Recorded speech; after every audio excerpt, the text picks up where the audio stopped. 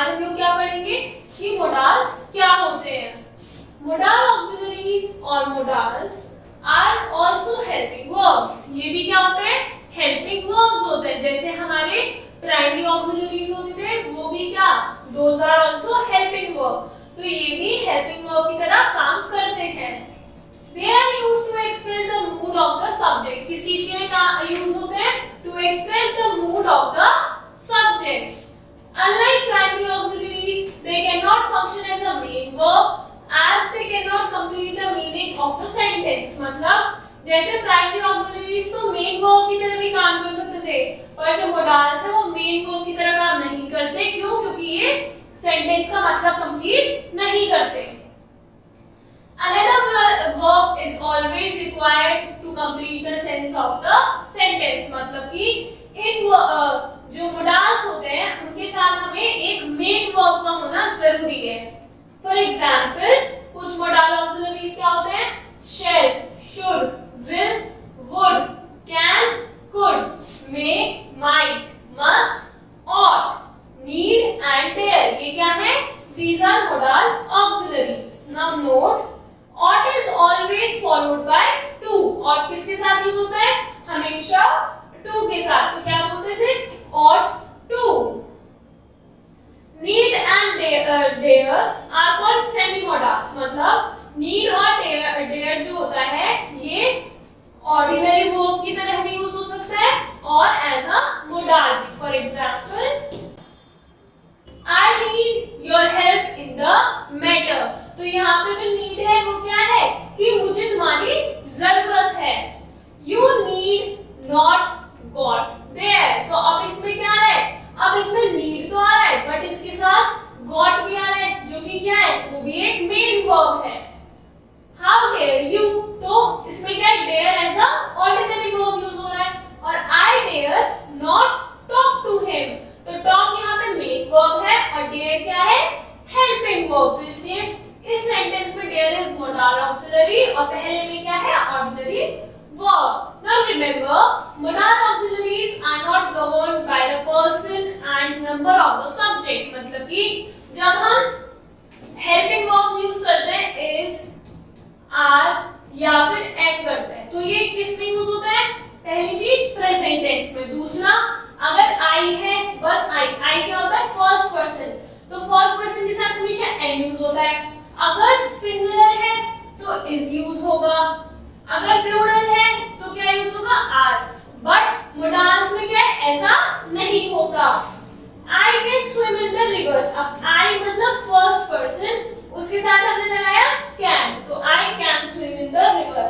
Now he can swim in the river। he हो गया third person but he के साथ भी हमने क्या लगाया है, can लगाया है।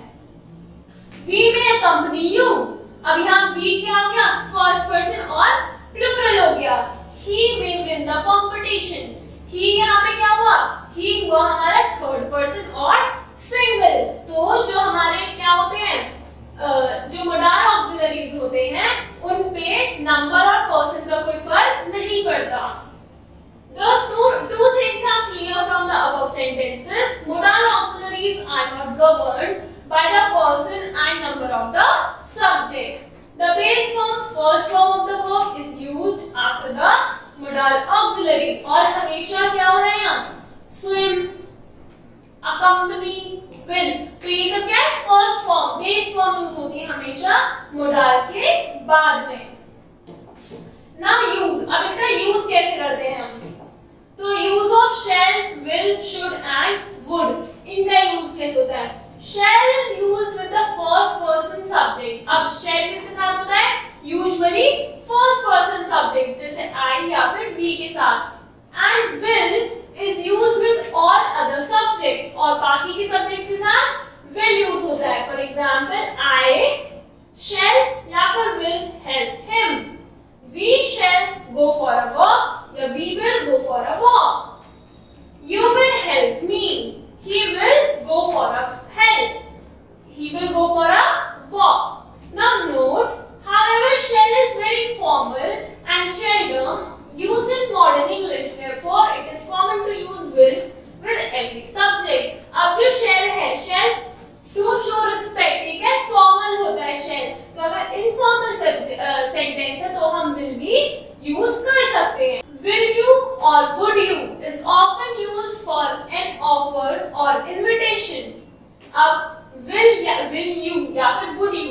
यूज करेंगे? ये यूज होता है जब हम ऑफर कर रहे हैं किसी चीज को या फिर इनविटेशन दे रहे हैं। मतलब will you like to have some snacks या would you like to have some snacks?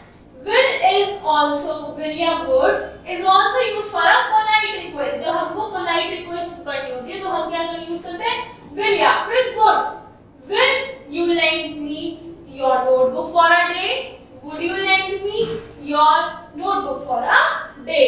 Now shall I या we is used to offer to do something for someone। मतलब कि हम कुछ काम कर रहे हैं किसी के लिए, तो shall I switch off the fan? क्या मैं फैन बंद कर दूं?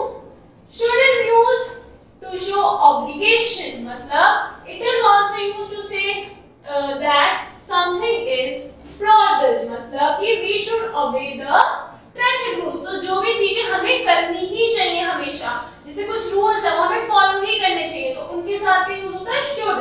We should obey the traffic rules। Now use of can, could, may and might। तो can is used to show ability and power। can किसको यूज can क्या show करता है?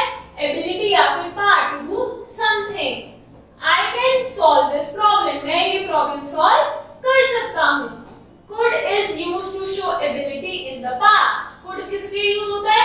एक कोई ability दिखाने के लिए in the past। मतलब कि can is used for the present and future and could can be used for the past। When I was young, I could swim across the river। Now can या फिर may is used to give and take permission। अब किसी permission को लेते हैं तो may I go to washroom या may I drink water, तो ये क्या है? सब हम परमिशन लेते हैं। तो can you can use my cycle या फिर you may use my cycle। you can or may come at any time।